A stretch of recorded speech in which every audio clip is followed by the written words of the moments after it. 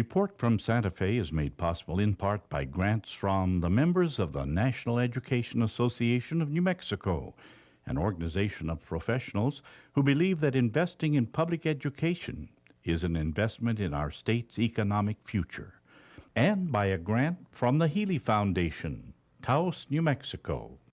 Hello, I'm Lorene Mills, and welcome to Report from Santa Fe. Our guest today is Senator MICHAEL Padillla. Thank you for joining us. Well, thank you for having me, Lorene. I have to tell you, you are an institution around here, and I was always trying to figure out how do you get on that show, and so I'm real honored to be here. Thank you. Well, I've been watching you for a long time, and you really get a huge amount done. You're one of the few people that, when it came to, let's do economic development and do things about jobs, you this year you had your 5th jobs fair. And what kind of results have you gotten from these? Well, you know, I come to find out that in my district, southwest quadrant of Bernalillo County, the historic and picturesque South Valley, and we have the Southwest Mesa on top of it, which is probably the fastest growing area in the state of New Mexico for about the past 15 years. We've had about another 50,000 residents move in, but it's been difficult to get companies to actually relocate there. And while we have additional retail and we have a number of other things going on, it's been hard to get a company to go there. And so as a result, I thought, well, why don't we bring employers to the unemployed? And so 5 years ago, I started holding a job fair. We started out with about, I would say 31, 32 employers, and we had about 2,000 people show up that year. And fast forward to today, and last year we had a little over 4,000 people attend the job fair. The year before, 4,500, and we're up to about 84 employers now. This year it's going to be on Wednesday, July 19th at Harrison Middle School, where we have it all the time, from 10 a.m. to 2 p.m., and we're expecting about 90 employers this year and at least 4,000 people. And these are employers from all over the spectrum: for-profit, not-for-profit, government, non-government, banks, airlines, hospitals, technology companies. This year I was kind of chuckling a little bit. The BPL Plasma company is hiring for employees this year, and they're going to be at the job fair this year as well. So pretty much the job fair, it's the Senator MICHAEL Padillla 5th annual, job fair. We have something for everybody. Well, I'm interested when you talk about what part of Bernalillo you represent, because you are from Los Padillas. Right. Los Padillas is a rural farming community even to this day. My family helped settle it over 150 years ago. That's what's so lovely about it. And it's located inside of my district, and I'm just very honored to represent a large part of my family. Well, you've been a senator since 2013, and you are the Senate Majority Whip. Please tell our audience what the whip does. Well, I liken it to if anybody watches on Netflix the show House of Cards. The first 2 seasons, he's the majority whip in one of the chambers in Congress. And while it's not that bad, it's not that challenging, the role, it is along those lines. It's important to help the majority leader lift that person up and help them identify and build a legislative agenda, and then also determine what pieces of legislation we don't want as a majority party to see pass through our chamber. Then it's my job to take my whip and whip those little senators, and pull those votes together so that when we put a particular piece of legislation on the floor, that it's going to be something that succeeds and moves over to the House of Representatives. If it's something that we don't want necessarily to see, which I know that over the years you've probably seen forward and backwards movement on various things. And so if we want it to not move forward, then we stop it at that point as well. And then, so that's basically during the session, to know when every senator comes and goes out of the building, how they like their coffee, where I can find them at 2 a.m. What their personal cell phone number is. Right, and exactly what is it that they're going to need to help us to accomplish our agenda that we have, that we want to walk away with, like, when we were in 3rd grade and you had your report card stapled to your shirt when you left school that day.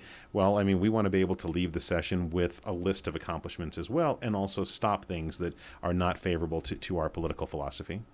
Well, I want to go back to that 3rd grade note stapled on your shirt, because you have gotten international and national attention for something people respond to so emotionally, the Hunger-Free Student Bill of Rights Act, or the Lunch Shaming Act.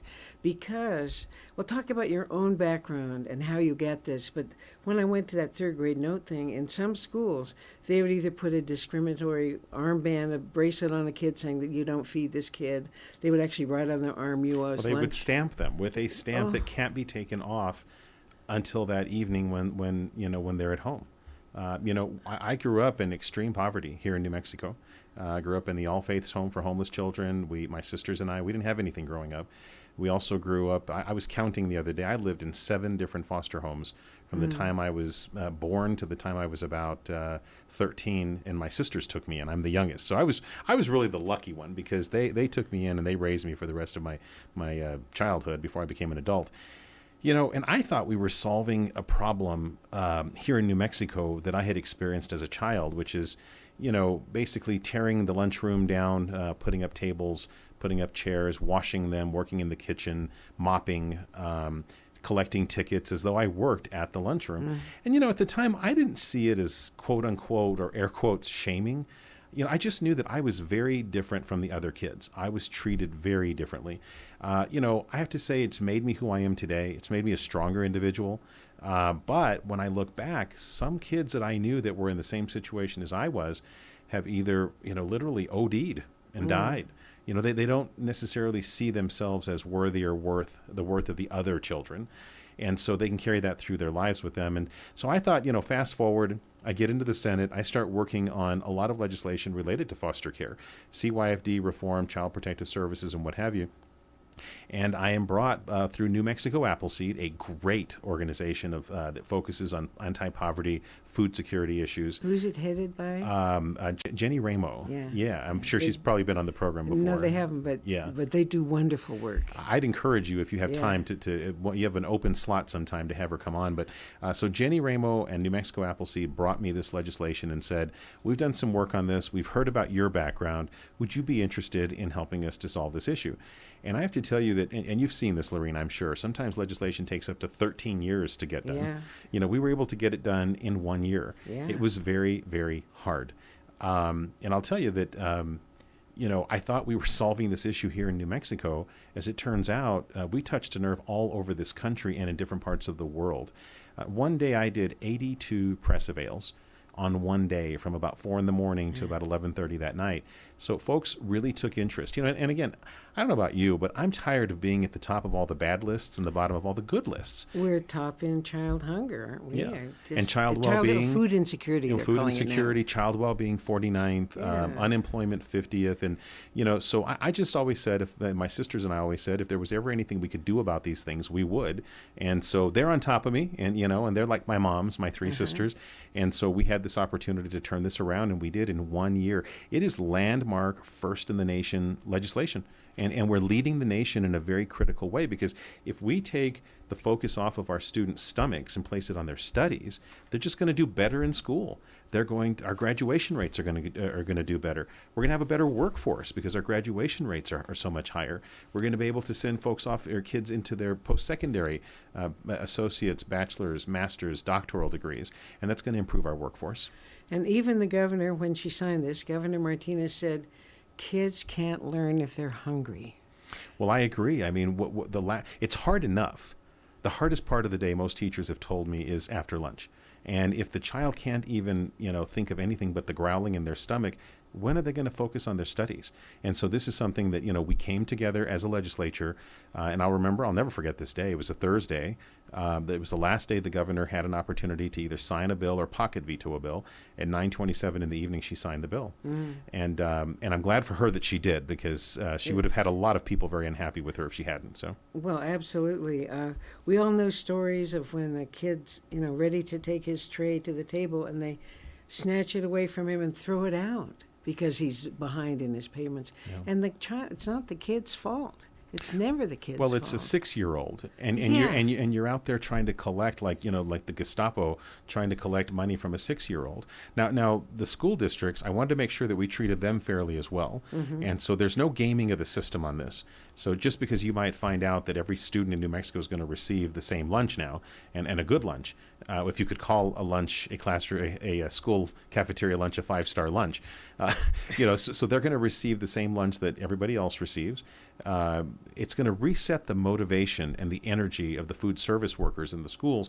If the child's eligible for free and reduced lunch, they should go through the process and determine if they are or not. That's going to create a more regular income flow through subsidies at the federal level to the public schools. So therefore, Right now, they're chasing down 200 families, if you will, in a particular school. This is going to say, well, and we come to find out that about 60% of those 200 families are eligible for either free or reduced lunch anyway. So that's going to bring more regular income to the school. I think one of the results of this is that the USDA, the Department of Agriculture, is having schools present their lunch debt policy in writing to the Department of Agriculture. Right. So it's all on the table. It's all above board. I know that with your charm that led you into the political career, you made friends with the ladies of the lunchroom. I did. And they kind of took care of you, and you worked. You did chores. Mrs. Ortiz and Mrs. Jackson, I made them my best friends. They didn't know who they saw coming when I walked in there, and they were always very, very nice to me. I grew up in these foster homes in Truth or Consequences, Belen, Los Lunas, Estancia, Zuni, Albuquerque, Los Padillas. We lived for a short time in Taos as well. And so what I will say is that, not everybody's going to go and take that leap and that step. I have received about 30,000 inquiries from across the country and around the world about this piece of legislation. And I've had lunch ladies and lunch professionals that have quit their jobs rather than not feed the children. And this is, I think, going to be a huge step forward. We've got 21 either states, 21 different states, either the representative or the senators have reached out to me to get a copy of the legislation because they want to introduce it in their states as well.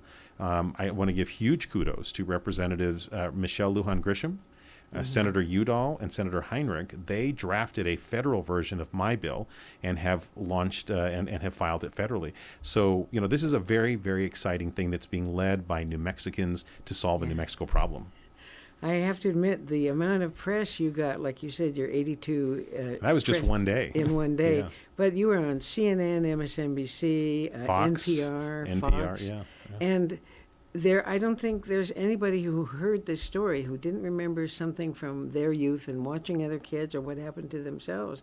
And with that really inherent American sense of justice, or really a universal sense of justice, that you don't punish a child for something he hasn't done. Or has no control over. Yeah. I mean, if you have control over it, that's one thing. But a 6-year-old trying to, solve the lunchroom debt is something else. When I started making my way through the roundhouse with the piece of legislation, I got a lot of resistance from some of my legislative colleagues. You know how it goes. 2 or more committees in the House. Yeah. In the Senate floor, 2 committees in the House floor. It's a pretty big lift to get a bill all the way through. And so the legislation. So what I did is I would ask the chairman of the committees, is there any way I can present the bill today, and then we will roll the bill to the next hearing? And almost was able to get it almost unanimously from all the chair folks that I had to go to present the bill. And I would challenge my colleagues. I'd say, go home tonight. Call the superintendent in your district, principals, teachers, parents, kids that you may know, kids that you may have mentored along the way, and ask them about this piece of legislation. And almost unanimously, they would come back and support it. We had, of the 112, if you put both bodies together, the House and the Senate and the House, we have 112 legislators here, as you know. We had over 100 votes in the final analysis to pass this legislation. So I was really proud of all of my colleagues. There's another thing you did with students, the alternative student assessment methods. Tell me about that.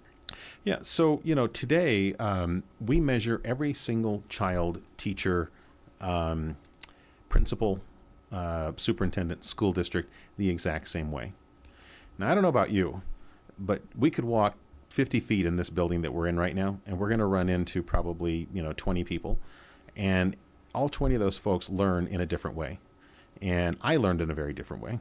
I tell people jokingly, I'm the one that made the top 50% of my class, my graduating class, possible. I was right in that meaty 50 percentile range, right? Now, I know that I was a lot better than how I was being measured on all the other things that are skills and just innate skills that we may have or whatever. And so what this is going to do is it's going to bring together great ideas from all over the country, and we're going to listen to teachers who might be the political persuasion on both sides, teachers unions here in the state, administrators, professional, non-professional, parents, voice of the customer, the students themselves. And we want to hear from them, what is it that you should be measured by? What is the value that you bring to the overall person that you are? And we're going to try to understand that and craft that into something that's a measurement tool that's alternative to what we have today. Now, I believe had I been measured on my entire person, on who I really am, I probably would have been in a heck of a lot better position to, to graduate at a higher level than I did. Well, we're speaking today with Senator MICHAEL Padilla about the Lunch Shaming Act and the Jobs Fair and the Alternative Student Assessment. There's another area that you've been working so hard at, and that's broadband. Tell us about and the economic impacts of increased broadband access. I didn't know that ETSY, ETSY, started in Albuquerque. Jared Tarbell? Tarbell, yes. Yeah. And now what is it worth? I think it's over $1 billion. Billion, I think, is what I read. I couldn't believe well, it there was you go. Yeah, a couple of billion. A couple of billion dollars from nothing, but without high-speed internet. So that's a place where people can buy handcrafted articles, amazing things, and it's all done internet and mail, delivery.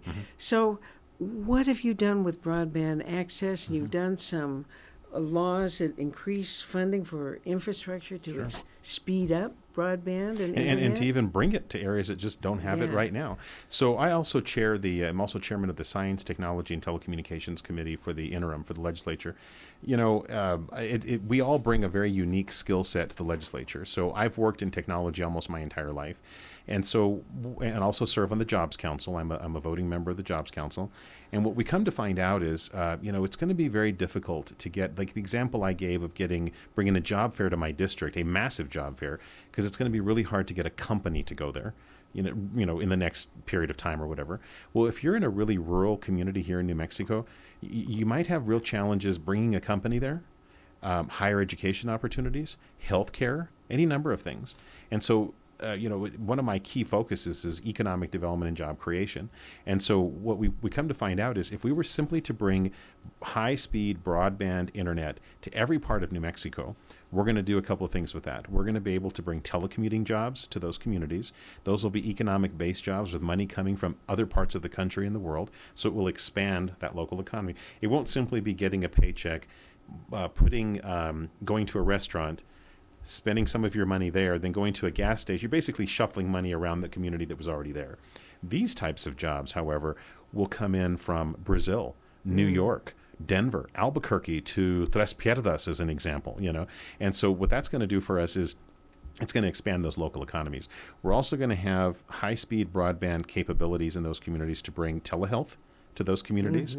And if you don't necessarily want to leave your family to go off to Princeton or to the University of New Mexico or University of Arizona or Florida State or whatever, you can bring that educational opportunity into your home and receive your bachelor's degree that way, and then take that degree to better the workforce, which will eventually bring companies in different, or you yourself might start up like ETSY or some other organization. If we have the broadband in those communities, then it's just going to do so much, to advance the state of New Mexico. So we did really 3 big pieces that I sponsored this year, was able to get through and signed. One of them is, today we treat a new water system or lights on a street or a sidewalk or whatever, we treat them like infrastructure. Well, this is 2017, and it's my belief that we need to start treating broadband as though it's infrastructure. So this piece of legislation will allow a community to maybe tax themselves for a period of time, to put together a larger pool of money than they would have individually or be able to do before, have that money sit there until it's enough to build out a broadband network and infrastructure in their community. So that's one. Another piece of legislation, which then that passed, that's the bill that the governor vetoed one day. Is that the one that's perhaps it's in a lawsuit court? right now. So that's really all I can say about that. Right. Yeah, I'm not going to argue the merits of that Yeah. one, but we're on very good legal standing that one is actually going to move its way through. The second piece of legislation on broadband was basically modernizing our telecommunication laws. We hadn't updated our telecom laws since like 1972. We were treating right, yeah. We were treating the what's quote unquote the largest telecom carrier as though it were 4 times larger than it actually is, and we were penalizing companies like that versus smaller companies. So therefore, New Mexico didn't look very attractive in order to make investments. So it's going to be really helpful to New Mexico to have these modernized laws that will actually help to promote investment in the state to build out those networks. From a corporate standpoint or what have you. So that's the second piece. The third piece is everyone in the building that we're in right now, you and I saw you on your cell phone a little earlier. I was on my cell phone before we got started. We pay what's called the Universal Service Fund charge. Yeah. And today it was a percentage or a flat amount or whatever. This law actually gives the Public Regulation Commission the ability to adjust that percentage or amount, caps it at $30 million as a state, so it doesn't get out of control and charge all of us too much. And it adds requirements to that fund now. 60% of the monies have to be used for broadband projects, whereas before we were spending 98% of it in some years on a dialing technology, the old dial phone and what have you. Landlines. Yeah, and rotary phone. And so, while those are very important in some of our communities, this is going to get those communities onto the, for projects to get them onto the stands where they're at. And then the other deal is that a minimum of the $30 million before anything else is spent, the first $6 million has to be just on broadband projects alone. So really, we modernized that fund that we all pay into, every single person, every single dial tone, that whether it's a cell phone or a landline or a web phone or whatever, or an ISP, and now that money is available for these types of projects. So it's a huge step forward. I'm really excited about it, as you can tell. You have to please mention what we're coming from. Is it true that 68% of New Mexico doesn't have internet access? Is that? I read that figure somewhere. I've seen I don't really want to quote an actual figure because I've seen three different ones. It's over 50%. Well, Yeah, and then but once you get to broadband, high speed, which is how you bring the telehealth options and the telecommuting options and all these other things, you're talking in the high 60s, low 70s, percentile ranges. And so we're about 36th in the nation in terms of speeds. So, in terms of, and what I mean by speed is, how quickly does the upload and the download speed occur? In my business for call centers, you can actually run an entire call center over the internet now. But if you don't have the appropriate speeds and bandwidth speeds, you're not even in the running. So I also read that we compare to Iraq and Moldova in terms of our internet speed. Yeah, I mean, we are literally we're flirting with third world countries in terms of our internet broadband, high speed broadband speed, and access and stuff. And again, there are communities that just don't even have it at all. There's other emerging technologies too. I met with a New Mexico business operator the other day that is willing to start bringing high speed broadband through satellites. And that's really going to, be a game changer for some of our more rural communities. I mean, there's some around here, Laureen, right, that whole communities live on the other side of a mountain. How on earth are we going to get broadband over that mountain without spending, $1 billion? And so this will be another way to help those communities. Well, I'm really impressed that not only that you are changing the aged telecommunications laws to allow for more investment in updating and modernizing. This is our main right. But we don't have the money to do it ourselves, right? I mean, we don't have the funding to make that happen right now. So we have to look at other ways to bring investment into New Mexico, and this is one of those ways. So what are you working on in the interim? So we've had our session and then a special session. And now you're on what committees for the interim? Well, I'm a voting member of, I'm vice chairman this year of the Science, Technology, and Telecommunications Committee, so I'm a voting member. The New Mexico Finance Authority, the Mortgage Finance Authority, the Economic and Rural Development Committee, and I serve year-round on the committees committee as the Senate Majority Whip. Yeah. And so it's a very busy interim.